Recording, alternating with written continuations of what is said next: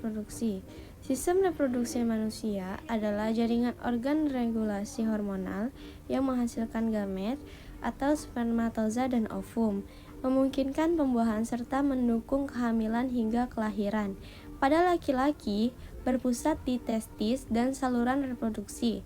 Pada perempuan di ovarium, tuba falopi, uterus, dan vagina. Semuanya dikendalikan proses hipotalamus, hipofisis, dan gonad. Sistem reproduksi wanita. Organ reproduksi wanita dikendalikan oleh sistem endokrin dan sistem saraf. Seluruh organ pada sistem reproduksi mengalami perubahan, hamil, bersalin, dan nifas. Yang pertama ada genitalia eksterna wanita, yang terdiri dari mons pubis atau mons veneris, labia mayora, labia minora, clitoris vestibulum, bulbus vestibul, kelenjar skene, kelenjar Bartolini, introitus vagina, dan hymen perineum. Yang pertama saya akan menjelaskan tentang mons pubis atau mons veneris. Bagian yang menonjol di atas simfisis dan ditutupi rambut pada wanita setelah pubertas. Daerah ini sebagai bantalan karena mengandung banyak jaringan lemak.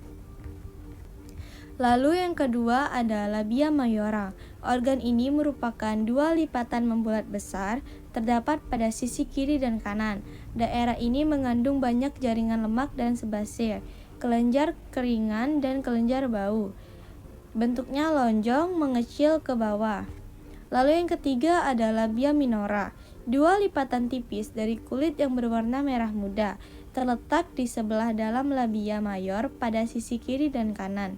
Organ ini halus, tidak tertutup oleh rambut, tetapi mengandung sejumlah glandula sudorifera dan glandula sebasea.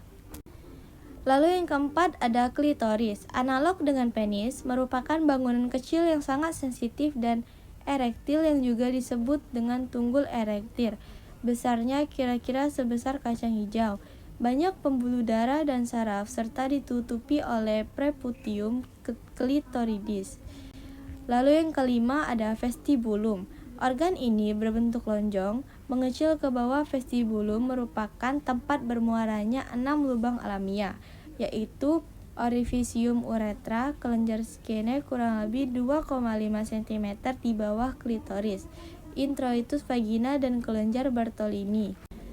Lalu yang keenam ada bulbus vestibul, organ yang mengandung banyak pembuluh darah. Sebagian tertutup oleh musculus ischio cavernosa dan musculus constrictor vagina.